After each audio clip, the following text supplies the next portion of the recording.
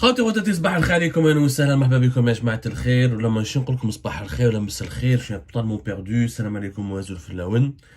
J'espère que votre santé se porte bien ردوا بالكم على صحتكم. Je sais pas si on a affaire à un variant du coronavirus Covid-19, mais la grippe de cette année, c'est la deuxième fois que je tombe malade et je vous assure que ce n'était pas du tout une promenade de santé d'affronter cette grippe. Faites très attention à votre santé. Bon, la maladie ne doit pas nous empêcher de nous adresser à vous, de partager avec vous les résultats des recherches et des investigations que nous menons toujours sur les dessous de l'actualité algérienne. Et vous savez que l'actualité algérienne, elle est très animée en ce moment. Vous savez très bien que cette année sera une année très sensible avec les prochaines élections présidentielles de décembre 2024 qui devront avoir lieu. Bon, aujourd'hui nous sommes le dimanche 18 février 2024. Même si on était malade depuis hier, ça ne nous a pas empêché de suivre un événement et de comprendre les dessous de cet événement. Bien sûr, en Algérie, vous le connaissez, la mauvaise tradition et les mauvaises habitudes de la presse algérienne et des médias officiels et non officiels, parce que nous n'avons pas de médias indépendants. Moi, je parle de médias officiels et semi-officiels plutôt. On parle d'un événement, mais on ne donne jamais les clés de compréhension qui permettent d'appréhender les véritables dessous de cet événement. Alors aujourd'hui, toute la presse algérienne et beaucoup d'Algériens sur les réseaux sociaux sont choqués par une décision qui vient d'être prise par la préfecture de police de Paris, qui a interdit un rassemblement qui devait avoir lieu à Paris-Lyon, place de la Nation, pas loin du consulat général d'Algérie à Paris, à l'occasion de la journée nationale du Shahid. Alors, en Algérie, il y a une journée nationale du Shahid qui est commémorée chaque 18 février, qui a été instituée par Abdelmajid Tebboune. C'est la journée nationale du Shahid, comme son nom l'indique.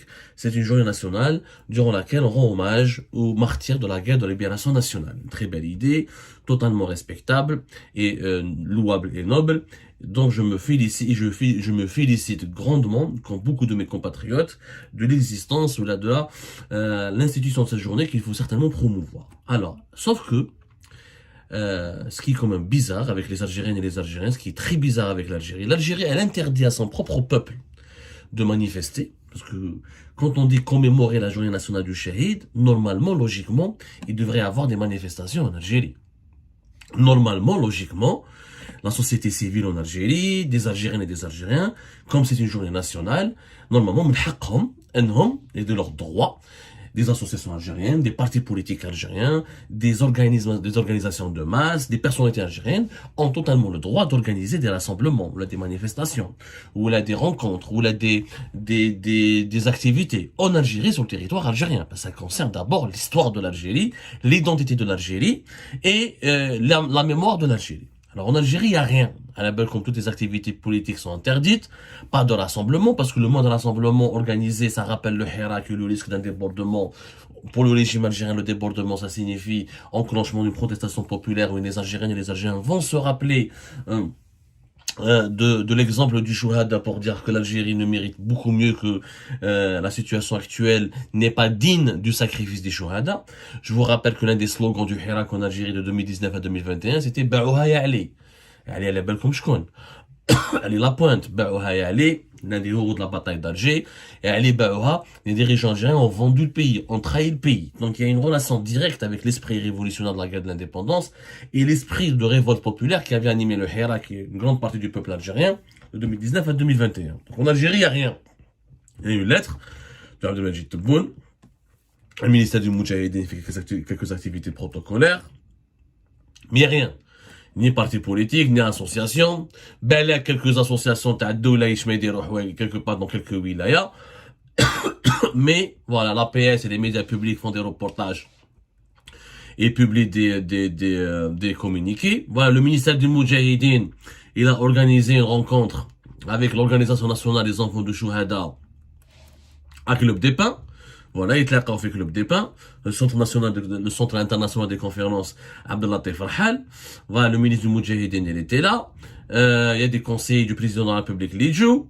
Ou c'est ça la journée nationale du Shahid. C'est un événement purement protocolaire. Alors que donc chez eux, en Algérie, c'est important que je commence par cette introduction pour que vous compreniez qu'est-ce qui s'est passé. Parce que là, tous les médias algériens, beaucoup d'Algériennes et d'Algériens dénoncent la France qui interdit une manifestation organisée par un mouvement algérien sur son sol concernant les martyrs algériens. Alors qu'en Algérie, sur son propre territoire, l'Algérie elle-même interdit toute manifestation possible.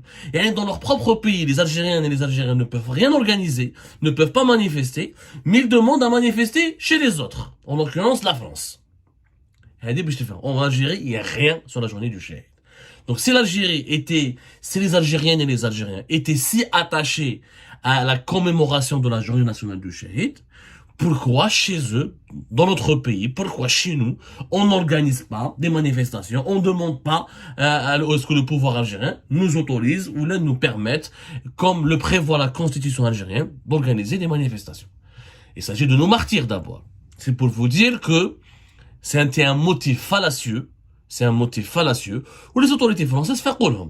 Alors Lyon, qu'est-ce qui s'est passé? Lyon, le 18 février, il y avait un mouvement qui avait lancé un appel pour organiser au niveau de la place de la Nation, à Paris, l'une des places les plus importantes de la capitale française, un rassemblement de commémoration pour rendre hommage aux martyrs algériens. Ce mouvement s'appelle le MODAF, le mouvement dynamique des Algériens de France, qui a été créé officiellement à Lyon en octobre 2019. On va en parler. Hada le mouvement, officiellement, il a demandé à organiser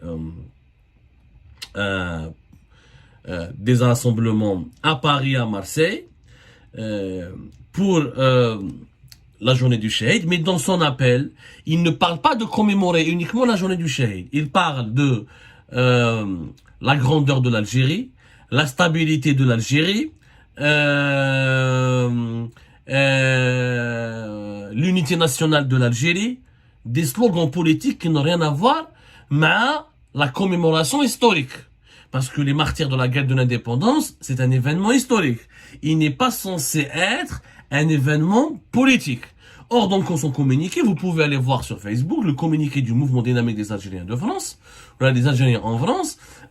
Il parle la grandeur de l'Algérie, la stabilité de l'Algérie. Et d'ailleurs, avant ce 18 février, durant depuis toute la semaine dernière, sur TikTok, sur YouTube, sur Facebook, sur Instagram, des influenceurs franco-algériens, ou là des Français d'origine algérienne, ou là des Algériens établis en France qui ont une certaine petite notoriété, ont été utilisés ou là contactés par le MODAF pour diffuser cet appel. Et dans toutes les vidéos, dans tous les contenus qui ont été diffusés, on parle toujours de l'unité de l'Algérie, de la grandeur de l'Algérie, faire barrage contre les ennemis de l'Algérie, ça devient un événement politique. Alors que, tu vois la relation de l'unité nationale, la stabilité de l'Algérie et la guerre de l'indépendance. La guerre de l'indépendance, c'est l'indépendance du pays. Si on est indépendant, on est censé être unis. Ça coule de source. Si on est indépendant, on est censé être stable. C'est quand on était colonisé, quand on n'était pas en sécurité. Donc, il y a une politisation. On va dire la politisation. La préfecture de police de Paris, les Français sont pas bêtes. Il n'y a pas mieux, il n'y a pas quelqu'un, il n'y a pas un pays, il n'y a pas un État, il n'y a pas des services qui connaissent mieux l'Algérie que les services français. Comme l'Algérie pour la France, c'est une question interne. Il y a un département spécial, il y a des directions, il y a des services dédiés uniquement à l'Algérie au niveau de plusieurs institutions sensibles, notamment au niveau de la DGS, la Direction Générale de la Sécurité Intérieure en France. Comme en France, c'est une organisation sécuritaire très particulière. Ils ont de l'enseignement extérieur qui appartient au ministère des Armées, qui est toujours au niveau de la Défense, ministère des Armées.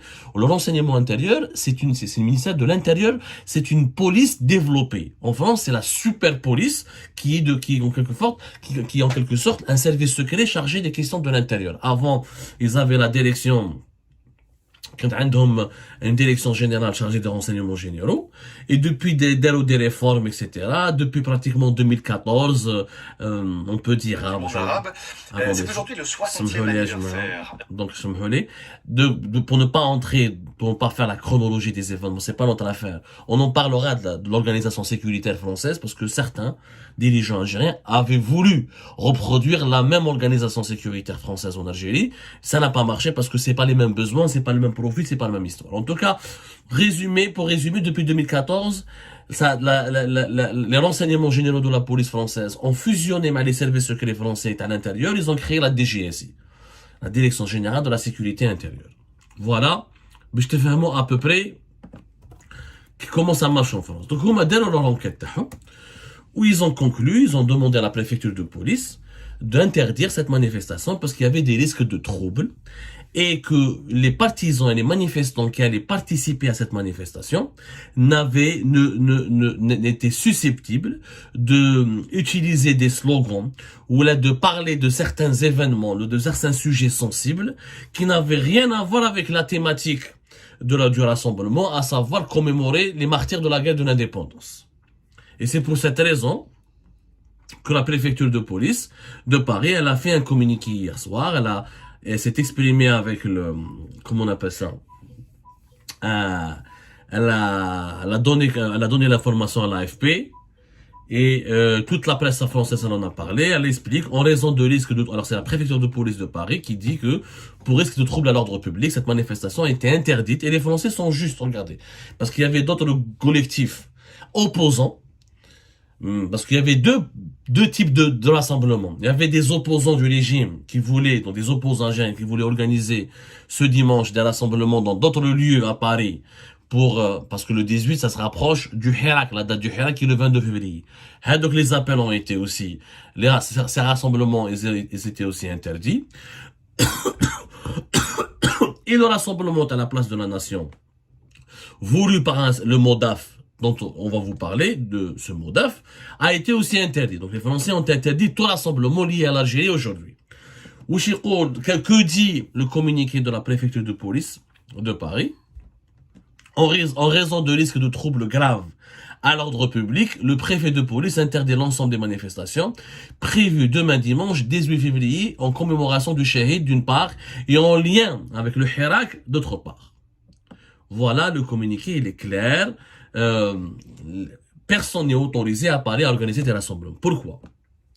En raison officielle, ceux qui ont voulu organiser le rassemblement les manifestations pour le 18 février, pour la journée du Shahid, avaient préparé des slogans anti-MAC, anti-Maroc, anti-opposants algériens, où les policiers français, la police française, elle a eu peur, elle a dit que ils allaient propager des slogans, ils allaient utiliser des slogans très hostiles contre d'autres tendances de la communauté algérienne en France, parce qu'en France, il y a des Algériens qui sont favorables au pouvoir, il y a des Algériens qui ne sont pas favorables au pouvoir.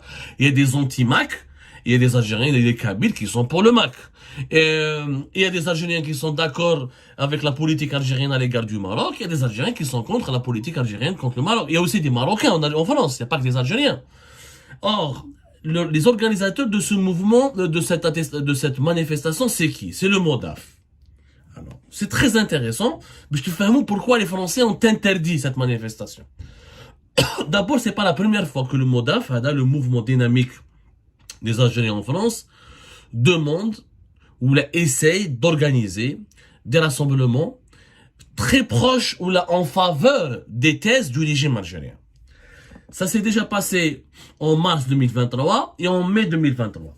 Alors le MODAF a fait partie d'une galaxie de nouveaux mouvements, comme un certain collectif unitaire franco-algérien, comme d'autres associations qui sont beaucoup moins connues, qui à chaque événement historique, par exemple le 19 mars pour les accords d'Évian, ou le 8 mai pour les événements les massacres d'Ossétie et de Kharrata, ils essayent d'utiliser ces journées pour demander l'organisation de rassemblements sur les places les plus symboliques et les plus populaires de Paris, mais lors de ces rassemblements, il y a des manifestants qui viennent, qui parlent pas du tout de la thématique de rassemblement. Mais Hadrouch à le 8 mai, il ne parle pas de l'indépendance du pays, de l'histoire du pays.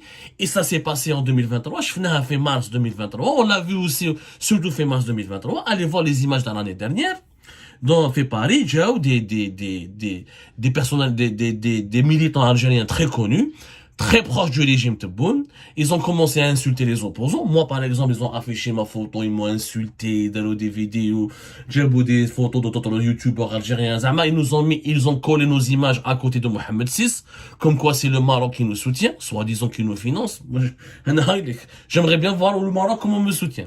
Bon, ils ont fait des slogans anti-marocains. Ils se bouffent les Marocains, ils se bouffent les institutions du Maroc, ou ils se bouffent le roi du Maroc, ou ils jibou ça, ou je dékhal le Sahara occidental, la journée du Shahid. Ou là, le 8 mai, ou là, les événements du 8 mai, ou là, la journée de la victoire, Eid al-Nasr. Qu'on m'explique Quelle est la relation? Eh ben, c'est ce que font ces gens-là. C'est ce que font ces gens-là.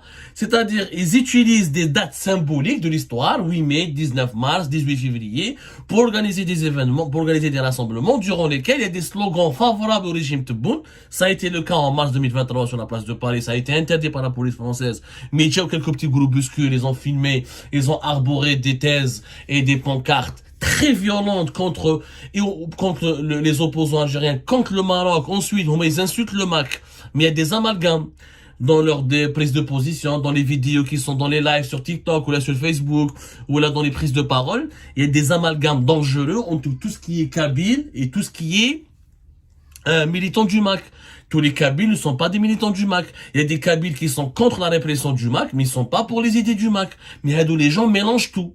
Donc, au regard du risque parce que quand il y a des radicaux, parce que c'est des radicaux, quand quelqu'un vient en plein cœur de la capitale française, il mélange, il décale le Sahara occidental avec l'Algérie. Alors on voit pas c'est quoi le problème, je vois pas où est la relation entre les Chouhada et le Sahara occidental. Il commence à insulter le Maroc, un pays qui n'est... Je rappelle que le Maroc a soutenu quand même les efforts de la guerre de l'administration nationale. L'histoire, elle est là, on peut pas nier le contraire, hein. Même si après il y a eu des malentendus entre les deux États. Ça c'est une autre paire de manches. Quand tu affiches le portrait de Mohamed VI et tu t'en prends à l'État marocain, alors en instrumentalisant une journée ou là un événement qui concerne uniquement une partie de l'histoire de l'Algérie, là, ça devient suspect. Quand tu insultes, quand tu organises des événements et des rassemblements pour insulter les opposants algériens et pour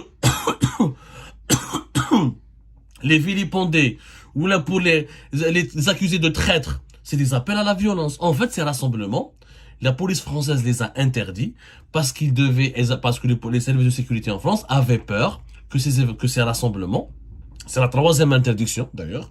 Bon, pour mai 2023, ils ont interdit, mais pas totalement. Ils ont dit que vous pouvez pas aller dans une certaine place à Paris, mais vous pouvez aller ailleurs. Vous pouvez lire le cabinet du préfet, l'arrêté numéro 2023 00486 portant interdiction partielle d'une manifestation déclarée à Paris pour le dimanche 7 mai 2023. C'est-à-dire que la dernière fois, ils n'ont pas interdit totalement. Ils ont juste dit, vous pouvez pas vous retrouver sur la place de la République, qui est une place très connue, etc., et qui est une grande place et qui est stratégique, etc. Par contre, vous pouvez aller ailleurs, dans une autre place, j'ai oublié. Voilà, la place de la Nation. Par contre, c'est autorisé. Vous pouvez aller, par exemple, sur la place de la Nation. C'est beaucoup moins stratégique que la place de la République. Cette fois-ci, la préfecture de police de Paris a interdit tous les rassemblements, parce qu'il y avait un risque de débordement, parce qu'ils ont bien vu qu'en mars 2023 et qu'en mai 2023, certains individus favorables au régime algérien utilisent un langage ordurier, insultent les autorités marocaines, insultent les dirigeants marocains, insultent les opposants algériens, font des amalgames entre les Kabyles et le MAC, insultent et menacent les opposants algériens en direct.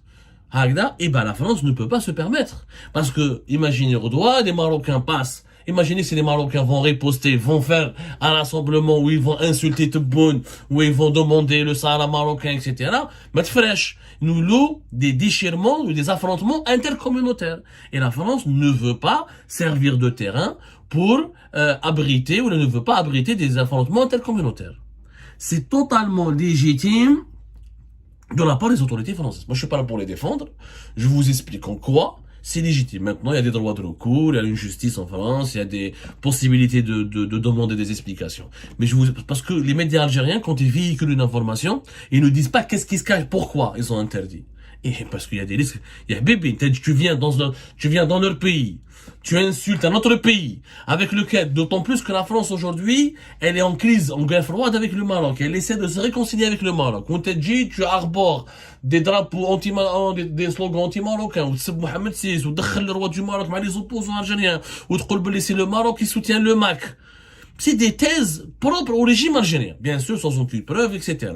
Donc la France a refusé que des associations instrumentalisent la journée du Shahid ou lesquels instrumentalisent leur demande d'organiser des rassemblements à Paris pour semer la haine, ou diffuser des appels à la haine, à la violence, ou provoquer des affrontements avec d'autres membres, d'autres composants de la communauté algérienne, ou d'autres communautés étrangères comme la communauté marocaine.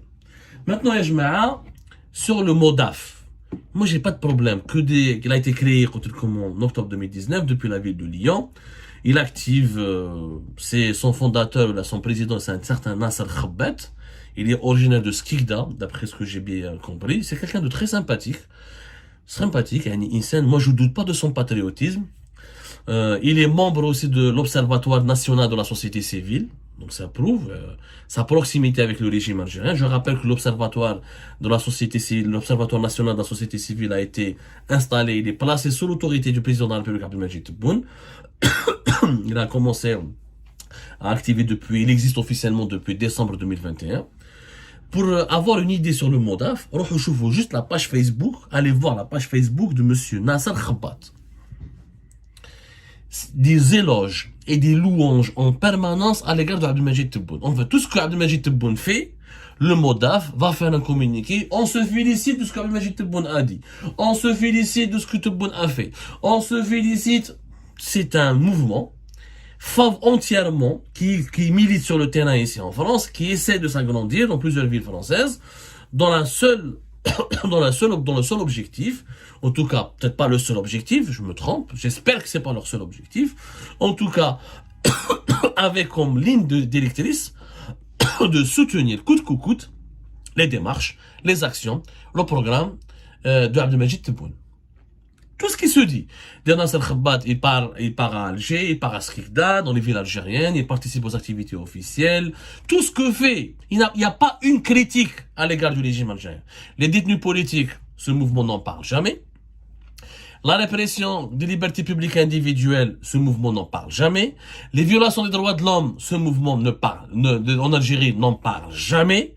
Les journalistes emprisonnés ou condamnés à mort, ce mouvement n'en parle jamais. Que des considérations, que des annonces positives en faveur de Abdelmadjid Tebboune. C'est leur droit. Mais n'utilisez pas l'histoire de l'Algérie. L'histoire de l'Algérie, la journée du Shahid n'appartient pas au MODAF. Elle n'appartient pas à M. Tebboune. Elle n'appartient pas à M. Nasser Khabbat. Elle appartient à toutes les Algériennes et les Algériens. Ne partez pas utiliser. C'est-à-dire, ce qui est scandaleux dans cette histoire, c'est qu'on transforme notre histoire l'histoire de la guerre de l'indépendance en un fonds de commerce pour le régime, pour faire la propagande du régime algérien. Et c'est ça ce qui est honteux. Khoya, tu veux soutenir Tebboune. Dire qu'on est rachel. Que le MODAF assume ses positions et qu'il demande aux autorités françaises de faire un rassemblement en faveur du président Abdelmadjid Tebboune. Maintenant, les Algériennes et les Algériens qui veulent soutenir Tebboune n'ont qu'à aller manifester, c'est leur droit. Mais n'utilisez pas la journée du Shahid, les événements du 8 mai, n'utilisez pas les événements la journée de la victoire, n'utilisez pas les événements de notre histoire de libération, de guerre de libération nationale pour la transformer en une promotion du bilan ou de la politique du régime Tebboune, qui est une politique humiliante pour notre pays, parce que notre pays souffre énormément des maladresses et des mauvaises décisions et du mauvais bilan de M. Tebboune. Ça, M. Nasser Khabbat ou les membres du MODAF auront beaucoup de mal à le nier. Je vous la page Facebook de MODAF. Que des éloges pour Tebboune.